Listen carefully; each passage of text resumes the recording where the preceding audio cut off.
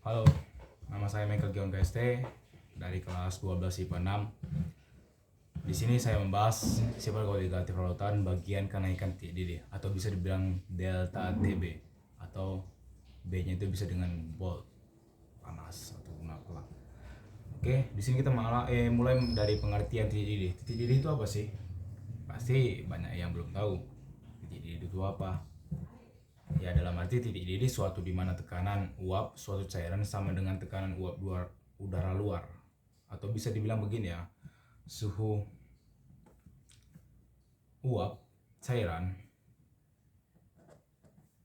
sama dengan tekanan pada udara luar.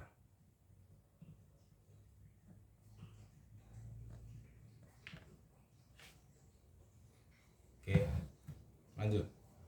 Grafiknya gimana sih? Kan masih kita belum tahu grafik itu titik itu gimana, bla bla bla nya, ya kan. Kita buat dulu ya.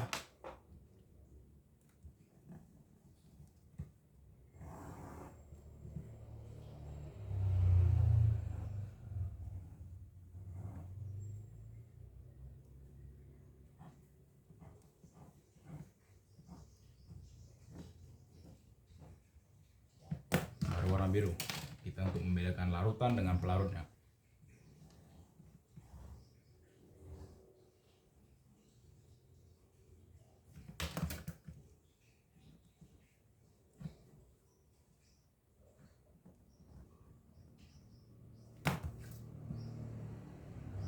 Oke, di sini kita buat delta P, di sini kita buat gas, di sini kita buat padat, dan di sini kita buat cair. Sini 100 dengan arti Celcius ya. Baru di antara kedua ini bisa dibilang delta TB atau bisa dibilang kenaikan titik didihnya. Di sini kita dapat kenaikan didihnya. Oke. Dimulai dari pelarut yang sebagai cair. Pelarut berwarna hitam. Cair. Yang warna biru adalah larutan. Di sini kita dapat menyimpulkan delta TB, delta P menjadi titik didih, ataupun dalam arti kita akan juga membahas sedikit tentang delta P, titik didih larutan, lebih besar dengan titik didih pelarutnya.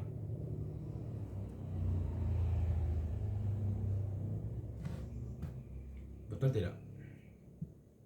Betul dong. Titik didih larutan warna biru lebih ke delta TB, lebih cepat naiknya di 110, sedangkan di pelarut cuman hanya sampai 100. Oke. Baru kita dapatlah rumus delta TB sama dengan TB larutan dikurang TB pelarut. Nah, di sini kita dapatlah suatu rumus, yaitu ini. Lanjut, ada juga rumus yang seperti ini. Delta TB sama dengan M kali KB. M itu molal, kalau M itu konsentrasi, kalau KB itu adalah suatu sudah ditentukan di dalam konferensinya itu. Baru kita susutkan lagi ke bawah lagi, ataupun kita beranakkan delta TB sama dengan GR per MR dikali 1000 per GR kali KB. Ini rumusnya. GR itu adalah gram massa, MR itu adalah molaritas, 1000 per GR KB. Ini adalah dua dari massa antara larutan dengan pelarutnya. Ini untuk larutan non elektrolit.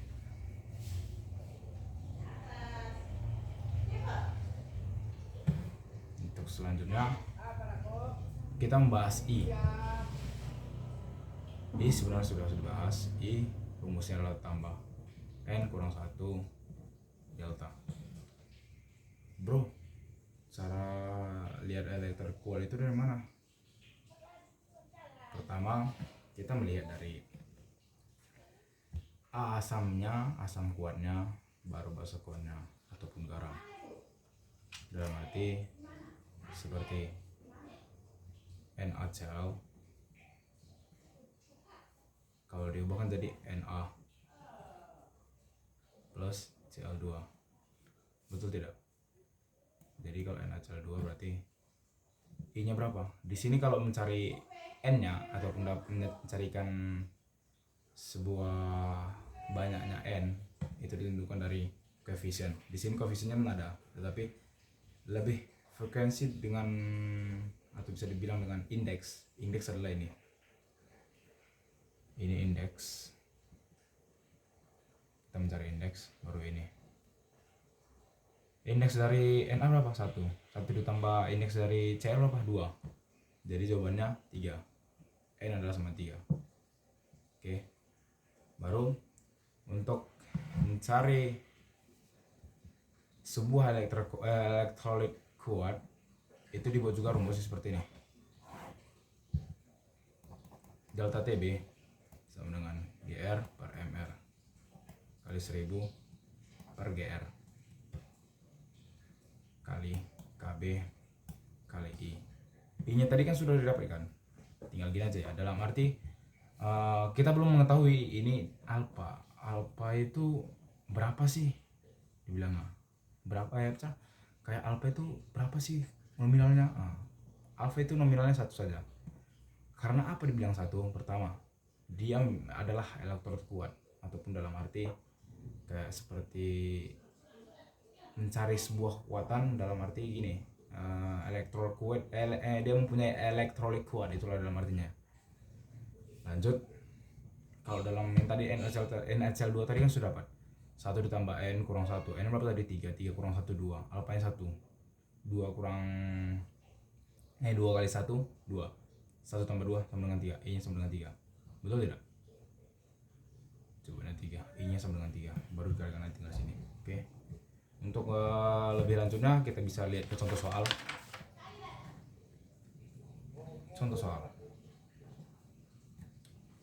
Contoh soal pertama, kita tulis dulu diketahuinya.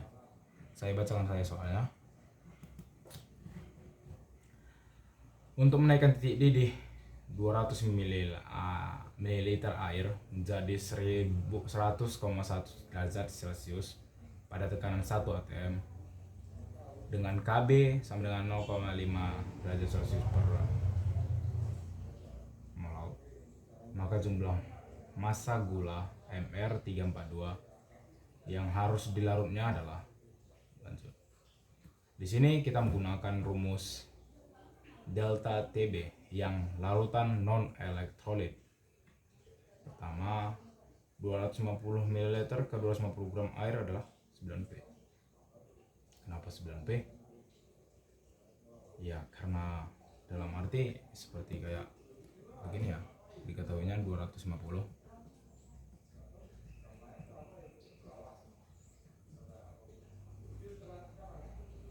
itu hampir sama gram air. 9P pelarut, P nya itu pelarut.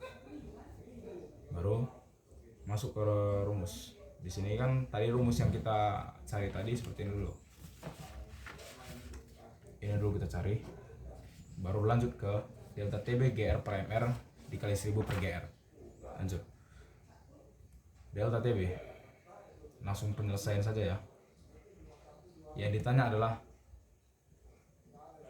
gram ataupun bisa dibilang Gr-nya.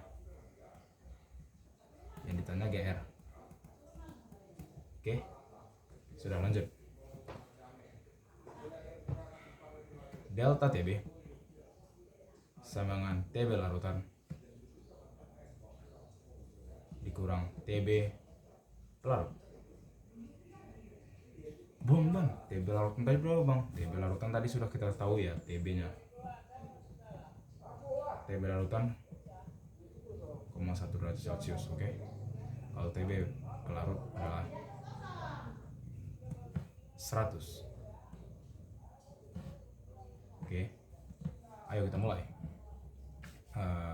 Tb larutan Kalau tadi 100,1 dikurang 100 sama dengan 0,1. Oke, lanjut ke delta TB. Delta TB dalam arti rumus yang ini kita pakai, larutan non elektrolit. Larutan yang non elektrolit bisa kita simpulkan delta TB sama dengan GR per MR kali 1000 per GR kali KB. Oke. Di sini kita sudah dapatkan KB tadi sebesar 0,5. Oke. Oke, lanjut ya. GR. Di sini kita bertanya GR kan. GR kita buat jadi GR aja buat untuk antisipasi. Delta TB berapa? 0,1. Kan sudah kita dapat tadi kan karena pengurangan ini. Baru pernya berapa? MR tadi 342. MR 342. 342 dikali 1000 per GR kali KB. Lanjut. Di sini kita mainkan saja ya. Oh ya, sini GR-nya sebesar 250. Di sini langsung kita habiskan aja langsung ya. Ini mati. Dari sini 4, di sini 1. Ya, keluar. Lanjut. Kita buat langsung 0,5 ya. Di sini masih seperti ini ya. 0,1 sama dengan GR per 171. Betul tidak? Belum. 171. Lanjut. Kalau masih tahu GR-nya berapa? Ini dikali ini tinggal. Oke, jawabannya 17,1 gram. Maka GR sama dengan 17,1 gram. Sekian dari saya.